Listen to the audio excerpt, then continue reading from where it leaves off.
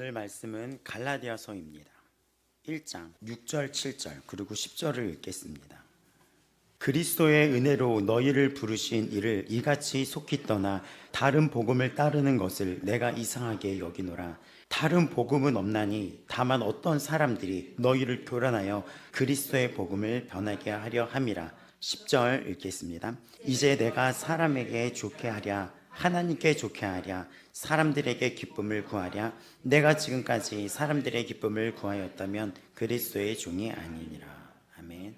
우리나라의 기독교인들한테 수년 전에 베스트셀러 된 책이 있었는데 그 책의 제목은 긍정의 힘이었습니다. 읽어보신 분들 계실까요? 이 베스트셀러가 얼마나 유명했냐면 믿는 자뿐만이 아니라 믿지 않는 자들에게까지도 선물을 줄 정도로 굉장히 유명했었어요. 특히 이 긍정의 힘의 저자인 그 목사님 조엘 오스틴인가요? 그 목사님은 기독교 방송에서도 우리나라에서 중계를 이렇게 했었어요. 그 설교들이. 근데 정말 폭발적이었고 그 목사님이 어떤 휴스턴에 있는 대형교회 담임 목사님이었는데 성도 수가 몇만 명으로 폭발적으로 늘어났어요. 그러니까 엄청나게 이슈가 됐고 대중적인 영향력이 있었던 목사님이었습니다. 저도 그래서 그 목사님 설교를 들은 적이 있었는데 감동이 있었어요. 근데 이분의 주된 메시지는 바로 긍정, 위로, 치유 이런 메시지의 주제가 많이 거기 중점을 두고 있었습니다. 근데 이분한테 엄청난 논란이 있었던 사건이 터지게 됩니다. 레리 킹이라고 하는 굉장히 유명한 진행자가 있어요. 그 레리 킹 라이브 쇼라고 해가지고 쇼를 진행하는 진행자가 있습니다. 근데 레리 킹 라이브라는 그 쇼에 이분이 나오게 된 거예요. 그 레리 킹이 CNN이라고 하는 미국의 거대 방송국에서 이 사람이 진행을 하거든요. 근데 목사님이 가장 황금 시간대에 그 레리 킹 쇼에 나오게 된 거예요. 그 영향력이 실로 엄청났던 거죠. 레리 킹이 되게 똑똑한 사람이에요. 질문을 합니다. 유대교나 이슬람교나 그런 자들이 그리스도를 받아들이지 않는다면 어떻게 됩니까? 그리고 그들의 미래는 어떻게 되는 것입니까? 라고 질문을 했어요. 근데 이 목사님이 이렇게 답변을 합니다. 저는 하나님의 자비에 크게 기대고 있다고 믿습니다. 다시 묻습니다. 다시 묻어요.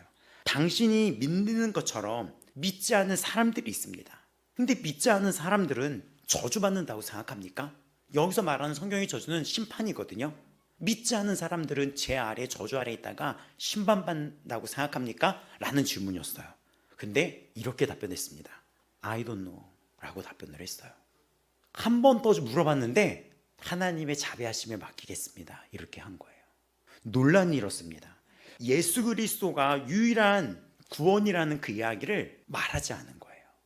또 인간이 죄와 회개에 대한 메시지가 있는데 그것을 말하지 않은 거예요. 이 논란을 겪었는데 무슨 자신감인지 폭스라는 채널이 있어요. 거기에 뉴스 선데이라는 곳에 또 한 번 나오게 됩니다. 그 논란은 더 거세졌어요.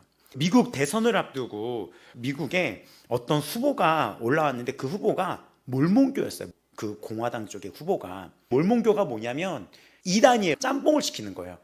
성경도 믿지만 우리는 몰몬경이라는 게 따로 있어 하면서 몰몬경을 주된 교리로 내세웁니다. 그리고 삼위일체를 부인해요. 하나님과 예수님과 성령님은 한 분이십니다. 근데 이거를 세계의 신이라고 얘기를 해요. 다 따로따로 지낸다. 되게 애매하게 하면서 몰몬경이란 거를 따로 가르치는 거예요. 이단이에요. 그 자가 미국의 후보의 대선에 나온 거예요. 그때 폭스 채널의 뉴스 선데이에 조엘 오스틴이 나왔어요. 질문을 합니다. 몰몬교가 진정한 기독교라고 볼 수 있습니까? 라는 질문을 답변을 어떻게 했냐면 그 공화당 후보가 예수 그리스도가 구세주라고 말했고 나도 그렇게 생각한다. 그때 영어로 이걸 어떻게 번역했냐면 자질구레한 거 따지고 싶지 않다. 그래서 몰몬교가 진정한 기독교인 것 같다. 라는 얘기를 한 거예요. 난리가 난 거예요. 난리가 난 거예요. 몰몬교는 삼위일체를 부인하거든요. 이단이에요. 그래서 한 번 더 물어봐요. 이 몰몬교의 교리에 대해서 어떻게 생각하냐 했더니 깊이 공부한 적이 없으니까 생각해 본 적이 없다. 그래서 나는 개의치 않는다. 심판은 하나님의 몫이라고 생각한다. 뭔가 그럴듯하면서 피하죠. 이 목사님이 그렇게 얘기를 해버린 거예요. 그러면 질문, 이 목사님이 도대체 왜 그러셨을까요? 왜 그랬을 것 같아요? 사람, 대중, 인기 거기에 중점을 두었기 때문입니다. 복음이 사람을 신경 쓰고 사람을 그 순위에 올려놓는 순간부터 복음이 변질돼 버리는 거예요. 그 뒤로 조엘 오스틴 이분이 사과도 했어요. 사과도 했지만 이랬다 저랬다 하는 그 두 번의 이 논란 속에 그 책이 급격하게 버림받았었어요. 우리나라 기독교 방송에서 그 교회의 설교를 중단시켰습니다. 그런 기독교 방송이 한국의 목사를 내세웠는데 오직 예수만이 구원을 받을 수 있냐는 길에 구약에서는 예수님이 등장 안 했잖아요. 사무엘 시대 때는 예수님이라는 단어가 없었잖아요. 애매하게 얘기하는 거예요. 이거는 삼위일체를 부인하는 거예요.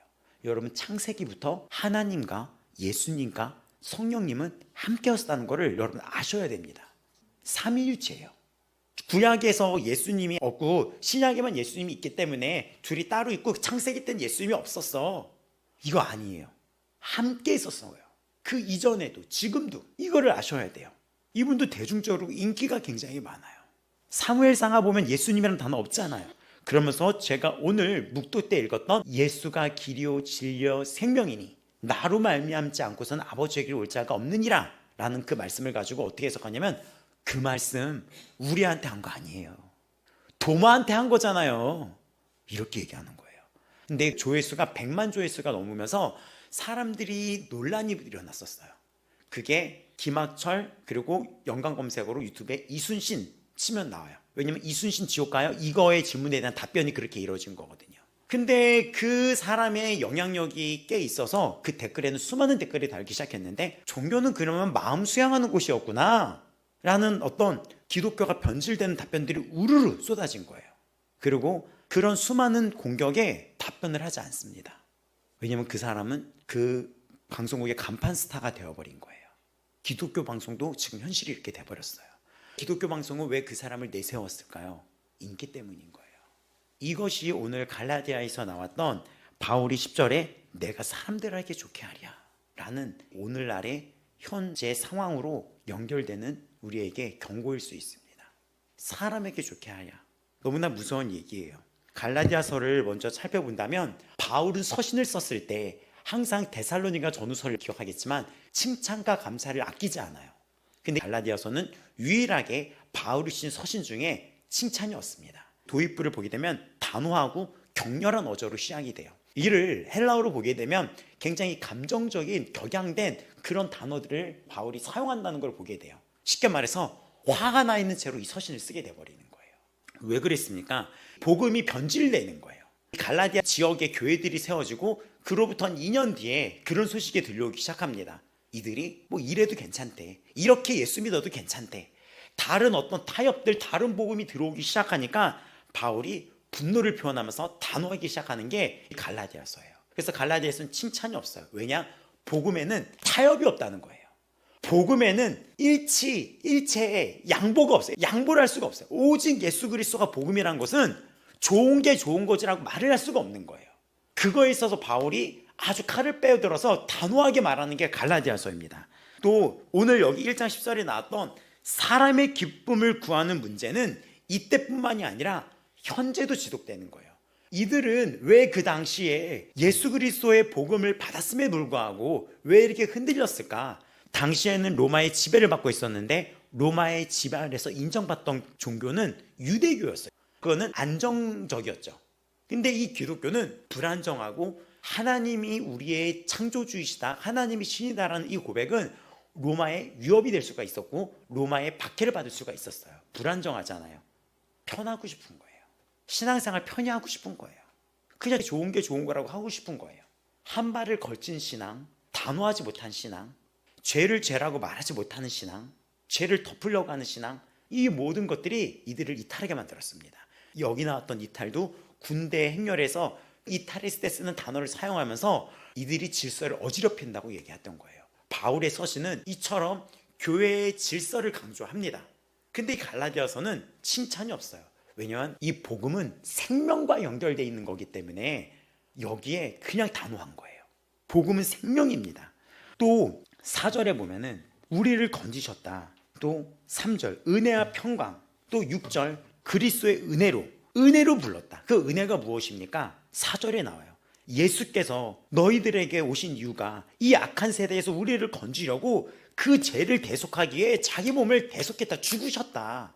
너를 건지기 위해서 예수님이 십자가에 달려서 돌아가셨다. 죽었다. 근데 너희가 왜 여기를 벗어나냐? 이상하다는 거예요. 이상하다는 거예요. 이해할 수 없다는 거예요. 이게 진리고 이걸 배웠음에도 불구하고 왜 딴 데로 가서 타협을 하려고 하냐? 그거 이상하다라고 하면서 단호하게 시작합니다. 이해를 못하겠다. 또 바울은 갈라디아 교인들이 쫓는 것을 다른 복음이라고 얘기하는데 7절에서 다른 복음이 없다. 그냥 오직 예수다. 오직 예수다라는 것을 강하게 이야기합니다. 8절, 9절은 바울의 격양된 어조가 더 드러나는 구절입니다. 8절, 9절 우리가 오늘 안 읽었지만 여러분 성경을 지금 보신다면 다른 복음을 전하면 그가 천사라도 저주를 받을 것이다. 아주 강하게 얘기하는 거예요. 왜 이런 얘기를 하냐면 당시에 이들을 공격하는 사람들 중에선 미혹하는 영적인 그런 자들이 있었습니다. 은사가 좀 있다고 하나님이 그러시는데 이렇게 얘기해. 하나님이 그러시는데 현대교회도 그런 분들이 있어요. 하나님이 그러시는데 교회 가지 말래. 하나님이 그러시는데 우리끼리 예배하래. 근데 바울이 단호하게 얘기합니다. 천사라도 그 어떤 영적인 존재라도 다른 복음이면 저주를 받을 것이다. 아주 세게 얘기해버리는 거예요. 또 9절에도 이거를 반복적으로 이야기합니다. 다른 복음을 전하면 저주받는다. 저주라는 것을 반복적으로 이야기를 하면서 복음은 단호하다는 거예요. 복음의 권위는 왜 그랬습니까? 오직 예수 그리스도로 통하여 온 것이기 때문에 복음의 유일성은 한치의 양보도 없다는 거예요. 복음은 한치의 양보도 없는 거예요. 절대 진리인 거예요. 절대 진리. 근데 오늘날 어떻습니까? 교회가 타협을 하고 통합운동을 하고 종교 통합운동이라고 해가지고 서로 용서하자 그러고 심지어는 종교 통합운동 때 무당이 와가지고 그 자가 축하 공연이라고 교회에서 막 이런 거를 하고 있고 그걸 교회에서 하고 있는 거예요. 왜냐면 사이좋게 지내죠. 그리고 앞에는 중들이 앉아있고 이거 봤어요 안 봤어요? 우리나라에 있었던 일이에요. 한치의 양보가 없어요. 너희들 저주받아 너희들 지옥 가 이 얘기인 거예요. 지금 성경은 무엇을 얘기합니까? 저주가 무엇입니까? 이 땅에서 인간이 받는 저주가 무엇이죠? 심판이에요. 지옥 가는 거예요. 바울의 서신서는 지옥을 이야기 안 하는 게 아니라 저주라는 걸 얘기하면서 영원한 심판을 의미합니다. 오늘 1장 10절을 조금 집중해서 보겠습니다. 내가 사람들에게 좋게 하랴 하나님께 좋게 하랴 사람들에게 기쁨을 구하랴 내가 지금까지 사람의 기쁨을 구하였다면 그리스도의 종이 아니라. 왜 이 얘기가 나왔냐면 바울을 갖고 이상한 유언비어를 퍼뜨렸는데 당시에 유대인들은 야 너 할례해야 돼. 남자들 할례해야 돼. 그래야지 구원받아. 뭔가 너희가 행위를 해야지 되지 않냐. 어떻게 믿음만으로 구원을 받냐. 불안감을 조성한 거예요. 그때 바울이 화가 나는 거죠. 내가 언제 사람에게 좋게 했냐고. 그러면서 갈라디아서 1장 이 뒷부분은 내가 어떤 사람이었는지 모르냐고 바울이 막 감정을 토해내요. 쉽고 인기 있는 복음이라고 바울을 왜곡시킨 것입니다. 거짓 교사들이 이렇게 얘기한 거죠. 율법을 추가하여 반대로 본인들이 인기를 끌려고 했다는 거예요. 실제는 바울이 인기를 끌려고 했던 게 아니라 이들이 무언가 자신의 어떤 색깔, 율법을 자꾸 추가해서 자기들이 뭔가 인정받기를 원하고 자기들이 대중의 인기를 받으려고 했었습니다. 바울이 아니라. 그럼 오늘 여기 나왔던 부분, 거짓 교사들이 당시에 율법을 추가하여 인기를 얻으려고 했다면 오늘날 현대 목회자들이 직면한 유혹은 이거예요.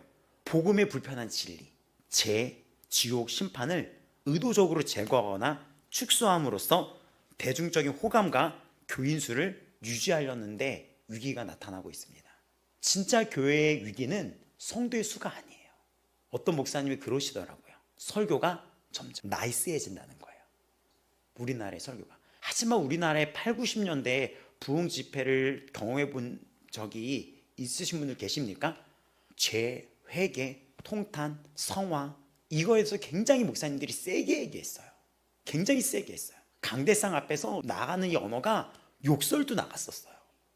근데 성경의 구약을 봐도 하나님이 이 구약의 사람들에게 심판의 메시지는 굉장히 강하거든요. 바울도 저주받을 거야 너희들. 이상하다 너희들. 이거 아니야 너희들? 급하게 쓴 거야. 칭찬 이런 거 시간 없어. 너희들 어떻게 예수님이 어떤 분인지 몰라? 예수님 십자가가 뭔지는 알고 나 신앙생활을 하는 거야? 이건 오늘날의 질문이기도 해요. 여러분이 오늘 앉아있는데 십자가가 무엇인지를 알고 있습니까? 십자가가 무엇인지를 모르는 일이 되게 많아요. 어떤 청년이 한 몇 년 전에 저를 찾아왔어요. 어떤 전도사님을 통하여. 근데 목회자가 실수를 했대요. 들어봤더니 실수한 거 맞아. 100% 200% 맞아. 그 목회자가 실수를 했어요. 그래서 이 친구가 상처를 받았겠다 해서 나도 목회자니까 사과를 한다 했죠. 지금 어느 교회 다니냐 물어봤어요. 교회 안 다닌다는 거예요. 그래서 내가 거기서 따끔하게 끊어버렸죠. 이 청년 우리 교회 와도 되냐고. 절대 안 된다. 그 목회자가 실수한 거랑 네가 교회를 안 다니는 거랑 무슨 상관인데? 라고 얘기를 했어요. 그 목회자가 실수를 했어. 근데 그 목회자도 사과를 했대요. 인정을 하고. 여기까지 와서 다른 타인의 목사도 사과를 했어요. 그 사과를 안 받겠대요. 그건 그의 몫이에요. 그럼 거기까지는 오케이. 아직 준비가 안 된 거죠. 근데 얘가 교회를 안 다니는 거예요. 그럼 목회자가 너에게 상처 준 일이 언젠데 그로부터 한 2년 전이라는 거예요. 그러니까 2년 동안 교회를 안 다니고 있다는 거예요. 그럼 뭐 하냐 했더니 커피숍에서 알바하고 이렇게 지낸대요. 그래서 물어봤어요. 전도사님 이 친구 왜 데려오려고 하냐고. 그럼 무슨 상관이냐고. 예수 그리스도가 얘를 대신해서 우리를 대신해서 죽었어요. 지옥 가요. 근데 지금 뭐 하는 거냐고. 이거는 오늘날에도 질문이에요. 바울이 이걸 갖고 지금 이거를 한국말로 이상하게 여기는 이렇게 보지만 정신적으로 이상하다는 거 아니냐는 거예요. 이해를 할 수가 없다는 거예요. 은혜로 너희를 불렀는데 내가 택한 게 아니라 주님이 나를 택해서 나를 대신해서 죽었는데 근데 그 앞에 뭐 이것 때문에 교회 안 다닌다 저것 때문에 교회 안 다닌다 심각한 거예요. 실은 그 안에 복음이 없을 수 있는 거예요.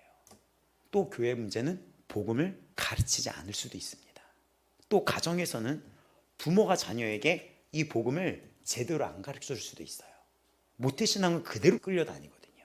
그럼 이 아이들이 이 복음을 로봇처럼 예수님 왜 돌아가셨어? 애들 말 잘해요. 나의 죄를 대신하여 돌아가셨어요. 그래서 한번 혼났어요. 어떤 아이들이. 진짜 그렇게 생각하는데 네가 왜 이렇게 사냐고. 혼났어요. 복음이 없어지는 교회 목회 시대가 위기입니다. 죄, 심판, 지옥 이런 얘기 불편하잖아요. 일주일 동안 고생했는데 누가 그러더라고요. 여기 교회 나간 청년이 너 왜 교회 빠지니? 아 교회 가야죠. 교회 가야죠 하면서 이 친구가 뭐라는지 알아요? 저한테 교회 가야죠. 혼나러 가야죠. 이렇게 얘기하더라고요. 제대로 혼을 나보지 않아서 그 얘기를 하지. 이게 한이 되는 게 제대로 혼내지 못하고 이 청년 나간 거. 제대로 한번 혼이라도 냈으면 내가 그 얘기에 억울하진 않을 텐데 제대로 혼도 안 내보고 나간 거. 현대 목회 데이터 분석을 했더니 목회자들이 현장에서 가장 심적 고통을 느끼는 순간을 조사했습니다. 지금 목회자들 대상으로. 어느 때 목회자들이 가장 고통스럽습니까? 했을 때 첫 번째는 성도들 간의 갈등. 너무 고통스럽대요. 이게 만장일치로 1위. 그 다음 주일 아침 성도들이 줄어든 예배당을 볼 때 무너진다는 거예요. 내가 뭐 잘못했나? 기도가 부족했나? 그 두 가지라는 것입니다. 그래서 목회자가 성도 수에 대한 이거에 대해서 압박감을 느끼면서 설교의 반응이 본능적으로 죄와 심판을 회피하게 돼버리는 거예요.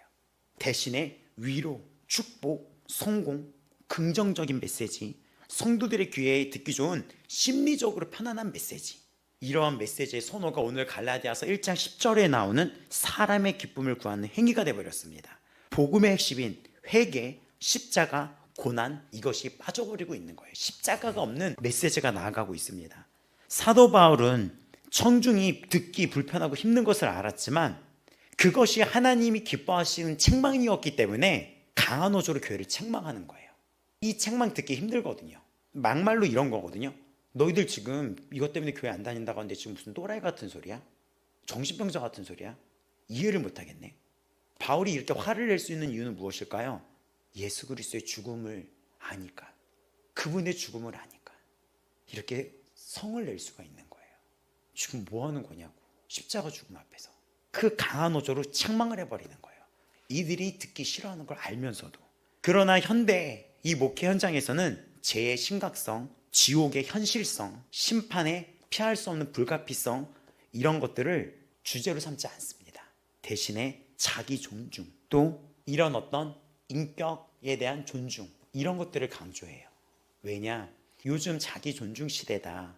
다 인정해줘야 된다. 포스트 모더니즘이라는 사고관이 깔려있는 이 시대에 죄, 지옥, 심판은 교회의 성장을 방해한다고 생각하는 사역자들이 있어요. 제가 사역 초기에 누군가 전화를 하더라고요. 목사님 적을 두지 말아라. 그럼 내가 무슨 적을 뒀냐? 어디 대형교회 목사님 조회수가 많던데 그 목사님은 죄랑 심판에 대해서는 한 번도 이야기를 안 한다. 그래서 그걸 아침에 이렇게 들으면서 운전하면서 가면 그렇게 마음이 편안하고 저녁 때 위로를 해주면 그렇게 위로를 받고 눈물을 흘린대요.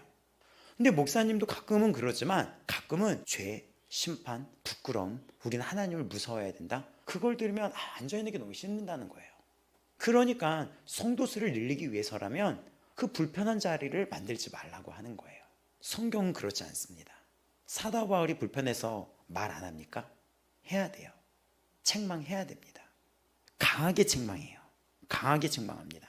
뒤로 갈수록 이 어조가 굉장히 세져요. 또 인간의 죄를 깊이 인식하게 하고 회개를 촉구하고 십자가를 통해 구원이 이루어진다는 것을 선포하는 게 복음이에요. 다시 설명한다면 참된 복음은 인간이 죄를 깊이 인식하고 회개를 촉구하고 십자가를 통해 구원이 이루어졌다는 것을 선포해야 되는 거예요. 우리 용서에 대해서 얘기했죠. 죄를 알아야지 용서가 되는 거예요. 왜 한국교회 성도들이 하나님 앞에 감사가 없고 불평으로 빠지고 있는지 아십니까? 죄 안 알려줘서 뻔뻔하게 나오는 거예요. 만약에 누가 죄를 졌어요. 너 죄를 졌다. 하나님이 이 죄에 대해서 너에게 책임을 물을 수 있다. 그리고 네가 기도를 해라. 하나님이 긍휼히 여기신다면 너는 그거를 피할 수는 있겠지만 그래도 이 땅에서도 죄에 대한 형벌이 있는 것처럼 예수 그리스도가 십자가에 달려서 너에게 대신 형벌을 받았지만 그래도 하나님이 너를 징계할 수 있다. 회개를 똑바로 해야 된다. 죄다 그거. 근데 한국교회가 어떻게 하냐? 이거를 사랑 포용으로만 받아들이는 거예요. 그래도 괜찮아. 그래도 괜찮아. 저도 초반에 이거의 사이에 혼동이었었어요. 다시 일어서자. 다시 일어서자. 그 결과가 어떻게 되는지 아십니까? 죄를 졌는데 왜 내가 죄를 졌는데 저 목사는 나한테 왜 찾아오질 않아? 그리고 그 죄에 대한 형벌이 여기서 여기로 낮춰졌어요. 근데 그거에 대한 감사가 아니라 그거에 대한 하나님 믿는데 왜 나한테 자꾸 이런 일을 만들어? 우리 교회 여기 청년이 그랬었어요. 계속해서 경고를 했어요. 경고도 안 한 것도 아닌데 세게 얘기해. 책망은 세게 해야 되더라고요. 제가 그 경험 속에서. 아닌 건 아니라고 얘기해야 돼요. 여기 있는 부모님들도 확실히 얘기해 줘야 돼요. 자녀 망칩니다. 교회도 망칩니다. 시행착오 끝에 알게 되는 거예요. 근데 죄를 부드럽게 책망했더니 안 되더라고요. 부드럽게 책망하면. 현재 우리 한국교회가 죄를 죄라고 단호하게 징계를 하지 않는다면 그 자가 교회의 공격이 됩니다. 자녀들이 무슨 실수를 했을 때도 그거를 강하게 치지 않는다면 공격과 위협이 돼요. 지금 우리나라의 다음 세대가 걔네들이 성장해서 차별금지법을 통과시키자고 하는데 거기에는 어렸을 때 교회를 다니는 애들이 수두룩합니다. 결국 교회를 공격하는 그들은 교회를 다녔던 그들이었어요. 왜 그렇습니까? 괜찮다는 거. 지금 우리 대한민국의 이 문제뿐만이 아니라 전 세계의 문제가 구원의 근거는 어디에 있습니까? 오직 은혜와 믿음 예수 그리스도의 십자가에 있어요. 오늘 이 갈라디아서 1장이. 근데 다른 복음은 무엇입니까? 인간의 행위나 어떤 공로나 내가 이렇게 헌금을 내면 내가 이렇게 며칠 새벽 기도를 하면 작정 기도를 하면 자신의 공로인 거예요. 그런 청년들 많이 봤어요. 40일 새벽 예배를 하다가 이 형님이 안 나왔어요. 왜 갑자기 형 안 나와?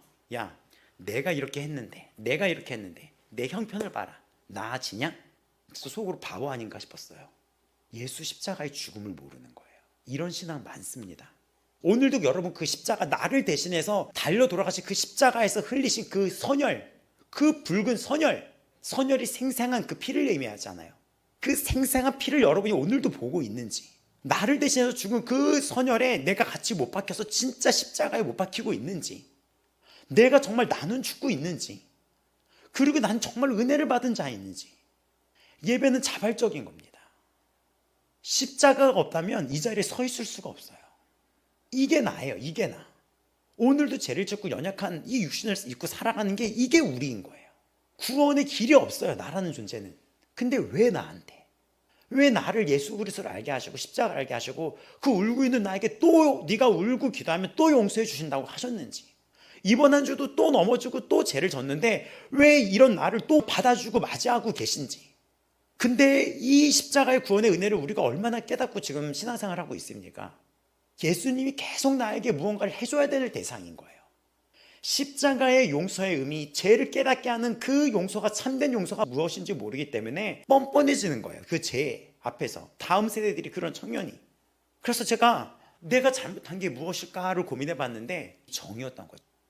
그리고 저라는 사람이 이거를 이 사역의 스타일을 오해했는지 이제부터는 뻔뻔한 성도들의 나열이 이루어지더라고요. 술을 마시고 전화를 하고 여기 있는 목사님한테 전화를 해서 쌍시옷들하고 욕을 하고 전도사님의 전화해서 누나 나 누나 좋아해. 그리고 여기 권사님한테 전화해서 누나 여기 여자들 다 전화해서 누나라고 할 판이었어요. 그런 어떤 혼란 속에서 단호해졌어요. 전화해서 정신 똑바로 차려라. 근데 이자가 하는 얘기가 하나님이 날 사랑해. 어디서 그런 가르침이 들어갔을까요? 이분이 전에 다녔던 교회가 그 사랑을 강조하면서 하나님은 정죄하지 않는다를 굉장히 강조했어요. 근데 그 결과가 어떻게 된지 아십니까? 청년들이 너무 물러나는 거예요. 지금 이 바울이 말했던 갈라디아서의 사람을 좋게 하랴의 문제는 현재 진행형입니다. 현재 진행형이에요. 핵심 메시지, 이 복음의 핵심 메시지는 십자가. 십자가는 뭐가 있죠? 고난, 죄, 회개, 하나님의 주권이라는 은혜. 근데 이거를 어떻게 바꾸고 있습니까? 긍정적인 사고, 물질적인 번영. 그래가지고 번영신학이라는 것이 지금 나타나고 있어요. 예수 믿으면 몸 건강해지고 물질 받는다에 너무 쏠리게 되는 거예요. 그러다 보니까 여기도 다양한 사례들이 나왔는데, 별 사례들이 다 왔는데, 교회 예배 마치고 같이 나눔을 참여 안 하고 뭘 귀에 꽂고 있어요. 뭐 하냐 했더니 어떤 신학 공부를 따라하고 있대요. 무슨 공부냐 했더니 유튜브로 누구를 알려줘요. 봤더니 어떤 이상한 여자가 나와서 빈 지갑을 대고 여기를 향해서 돈 지폐 하면 돈이 들어온다는 거예요. 근데 그 수강료가 200만 원. 그러면서 돈이 많다면 우리 2명을 끊어주고 싶다는 거예요. 이 능력이 있다. 이 돌파가 있다. 여러분, 돌파라는 말을 함부로 사용하면 안 되는 거예요. 돌파는 십자가입니다.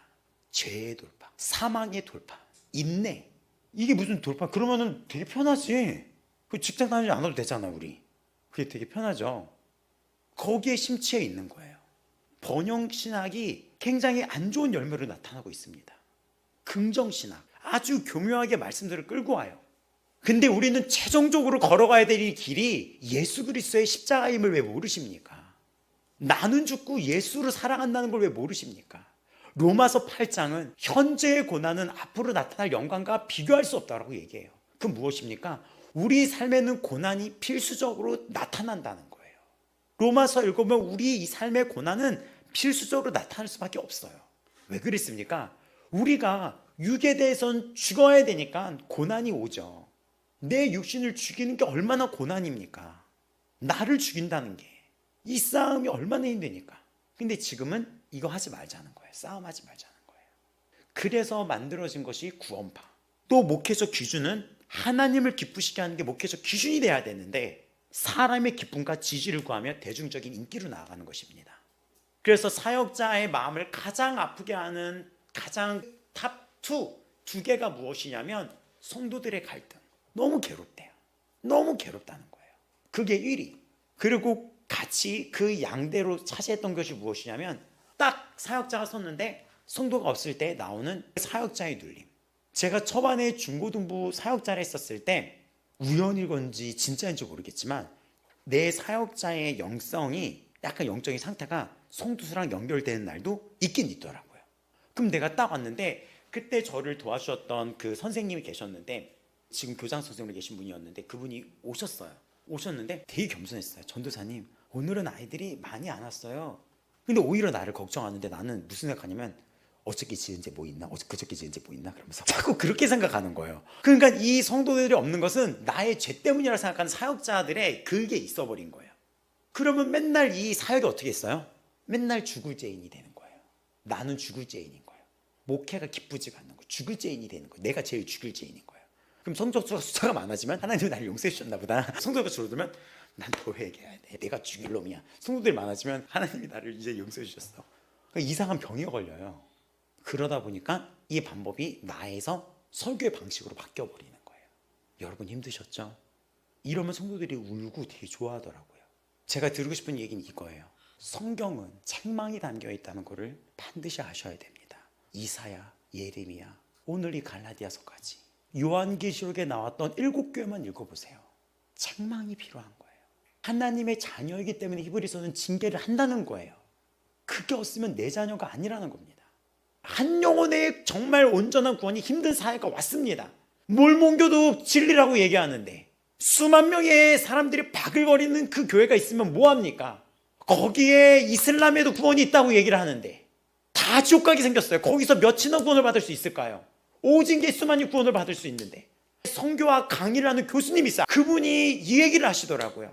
여러분, 저는 여러분에게 이 수업을 마쳐 단 한마디를 얘기를 해주겠습니다.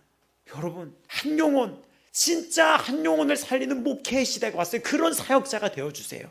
그분은 지난 이 시간 동안 사역의 경륜도 되게 많고 유명한 분이에요. 선교학으로. 근데 그분의 수업을 어떻게 하다 듣게 되었는데 그 얘기를 하시는 거예요. 간절히 우리 전도사님들, 목사님들 부탁합니다.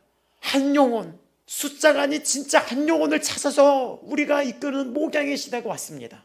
정말 중요한 게 여기 있는 이 성도들이 한 영혼도 빠뜨리지 않고 죄를 죄라고 알고 깨닫고 회개하고 말씀 안에 살고 십자가가 무엇인지를 깨닫고 정말 우리가 이 회개의 심령을 죽을 때까지 잊어버리면 안 돼요. 끝까지 싸워야 돼요. 몸부림쳐야 됩니다. 아버지 살려주세요. 저 이미 살려줬지만 오늘도 살려주세요. 회개요, 회개.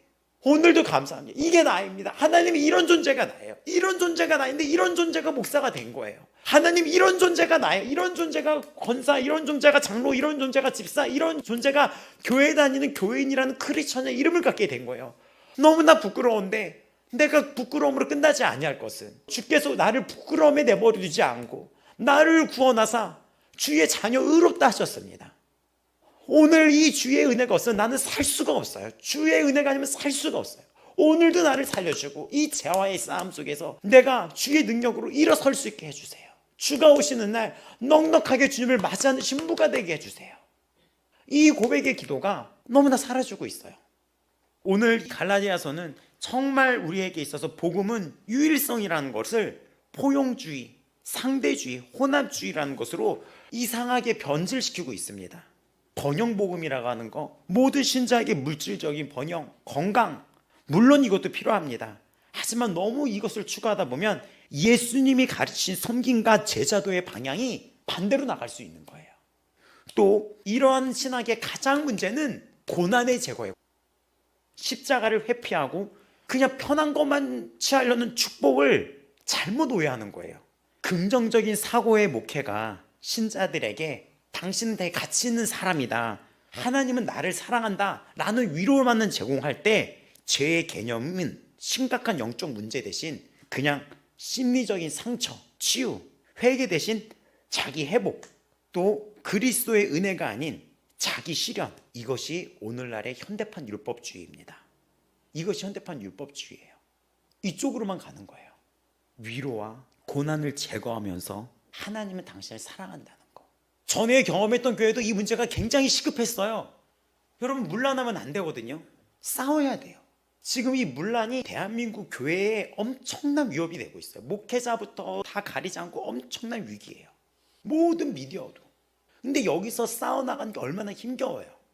그 안에 부끄러움과 수치와 고통 속에 울부짖으면서 기도하는 청년들도 있다는 거예요.